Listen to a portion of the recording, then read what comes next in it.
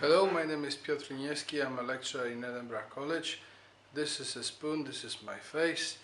That's for A+ course that I'm doing online. A part of our assessment is to present you computer inside, and I'll take you through the various steps of the components and how you build a computer. So let's open up a computer. I remove the screws before. So this is the inside of typical PC computer. You'll not see much. That's why I will create a separate demonstration of all the components. But this is how you will see it inside. What's inside, you can see. Obviously, the main component is a motherboard with a processor. But processor actually hides underneath a heatsink and fan on top of it. This is a power supply, obviously supplies us with electricity. This is an optical drive, a hard drive. Inside this computer, apart from CPU, we also have one leaf of RAM, random access memory. This is memory which is very handy to the CPU. This is memory where all the programs that are currently running are kept. It's very fast, but it's volatile, which means that this memory gets zeroed whenever the power is turned off, unlike the non-volatile hard drive, which is means of storage. Obviously the optical drive is also a storage device.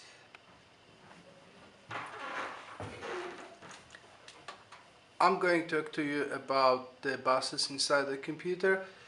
There are three logical buses. The data bus, which is bidirectional, which makes data travel between RAM and CPU.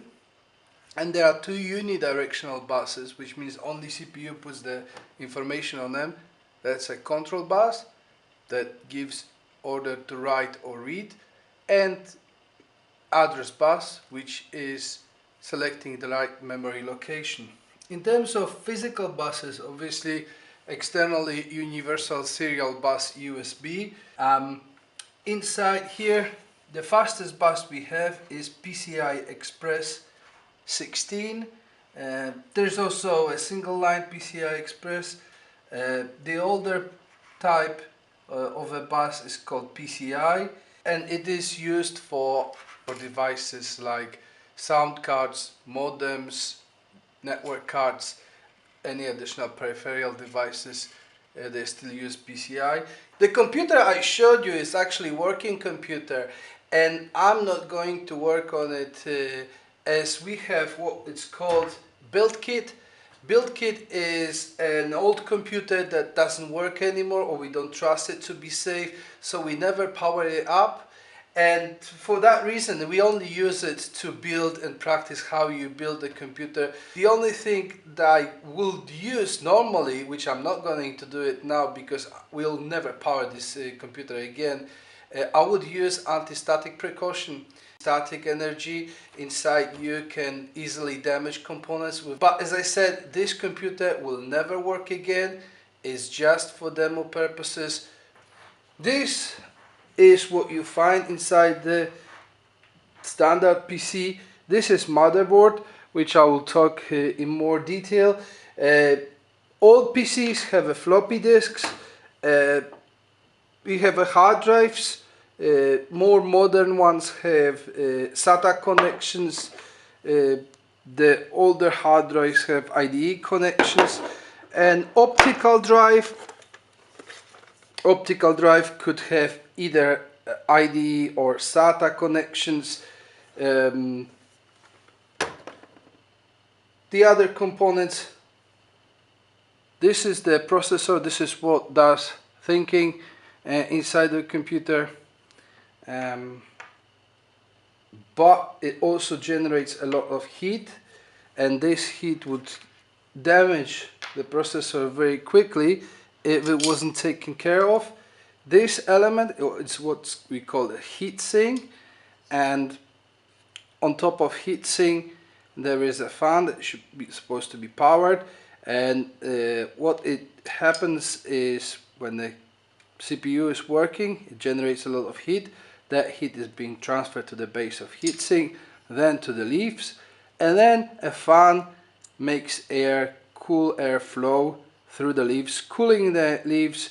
They cool the base cools the processor. It's important as well, there's no gap of air between processor and a heatsink, so we use thermoconductive paste. Normally if you take apart the assembly, you would need to clean off this residue of thermoconductive paste, because I don't have any spare thermoconductive paste, and again this is a working kit. I'm not gonna use it, I'm not gonna clean it, but normally I would, and I would apply fresh paste obviously once the processor's in. This is random access memory, a video card, some tapes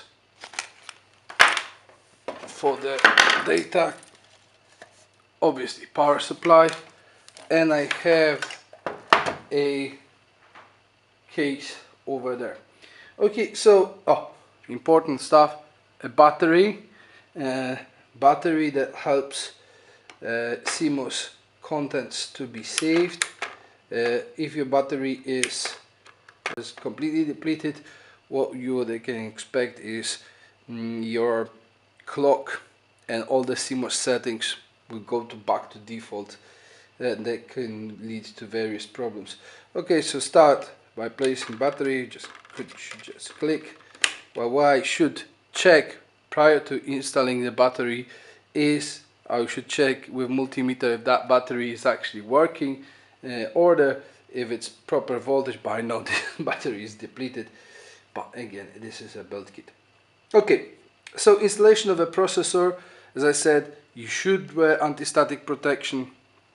See that golden triangle here, and that should match the triangle that you find on the motherboard. Lever up and gently put the processor, make sure it fits nicely, then just holding it, put the lever down.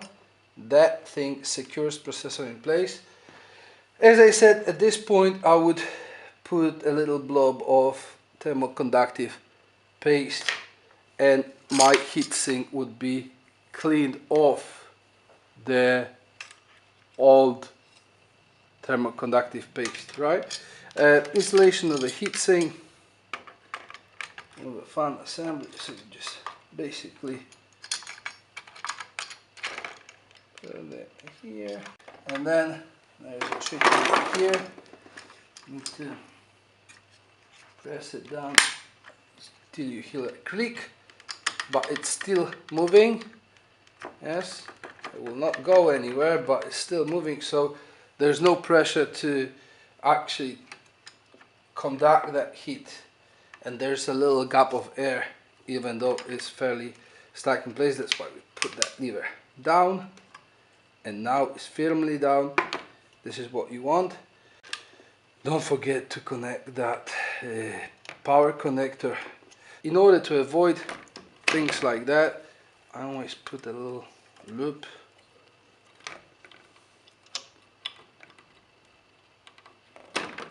Yes, if a cable is tightened like this, it's far less likely to be moved about. Okay, next, installation of RAM.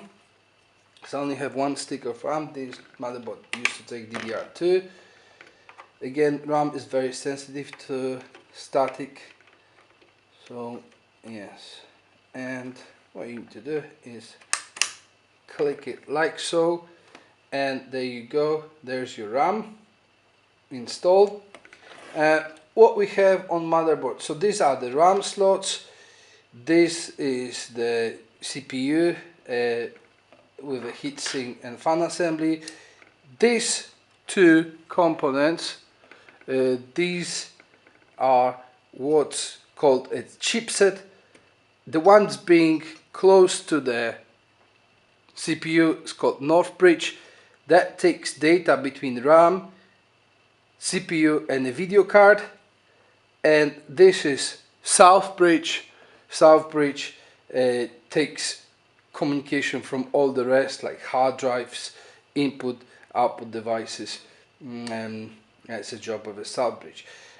Buses that we have here, we got our PCI Express 16 bus.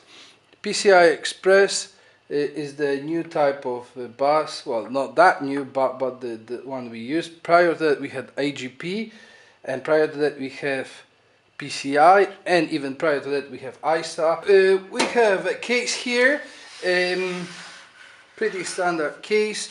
What it has already installed is the backplate for the motherboard.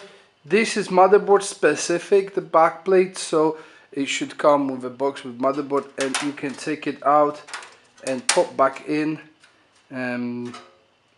Don't forget that, because then your ports will not fit into back of a case. I've already put, there is some built-in stands here, but also a couple of stands I need to add, so my motherboard is secured on the chassis.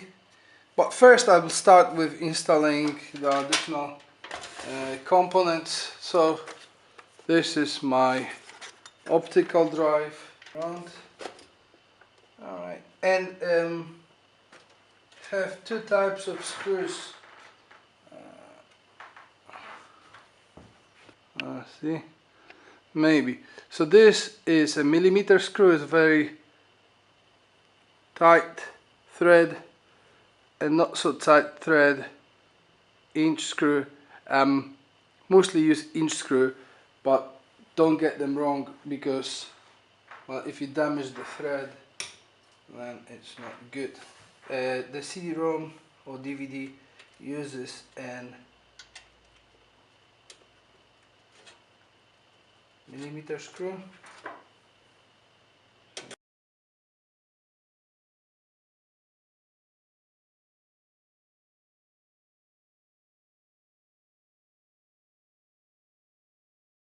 A hard drive.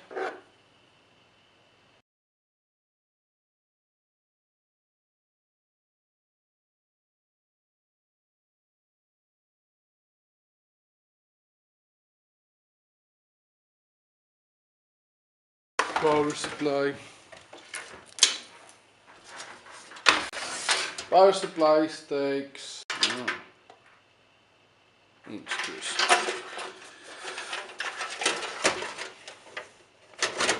It goes upside down.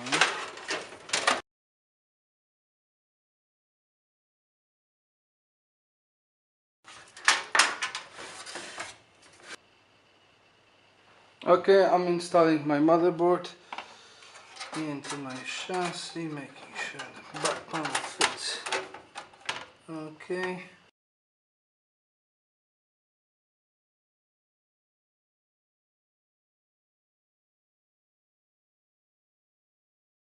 This is USB. This is sound.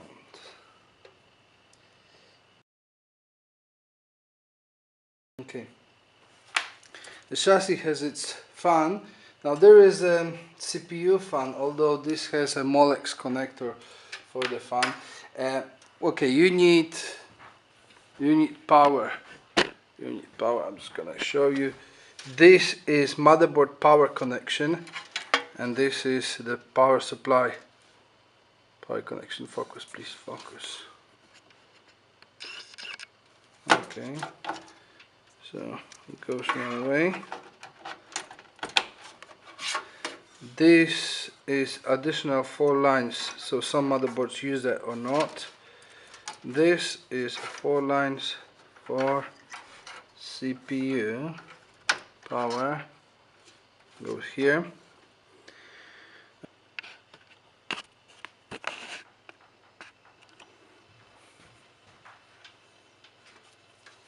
Molex connector.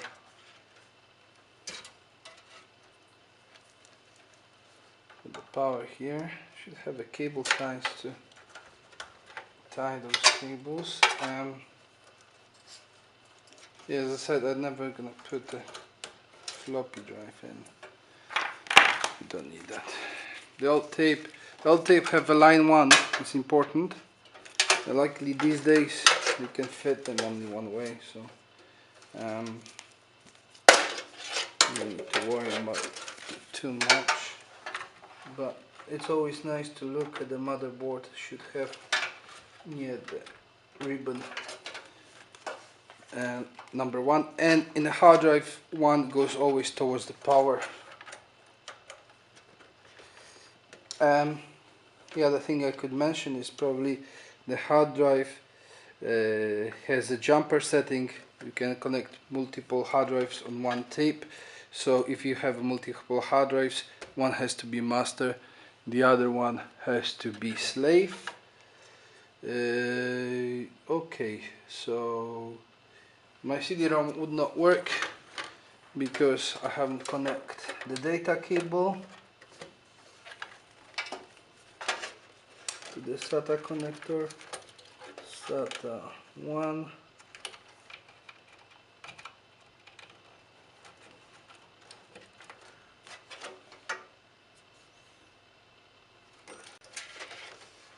Okay. So, okay.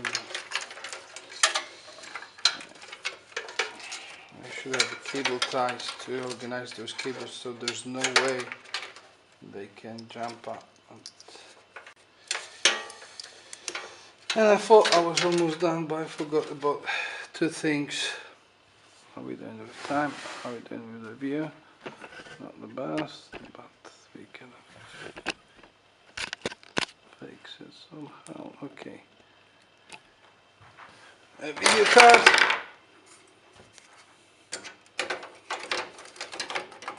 Pull this in the slot. If you have the slots, they have to be broken off. Do it before you install motherboard. Otherwise, doing it later can damage the motherboard. Secure it with a screw. For example, any adapter card, PCI goes like this. This is actual additional sound card.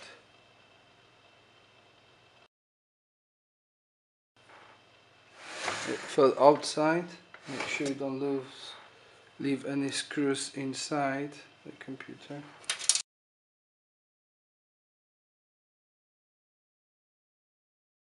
What I forgot is front panel connectors. Right, this is USB.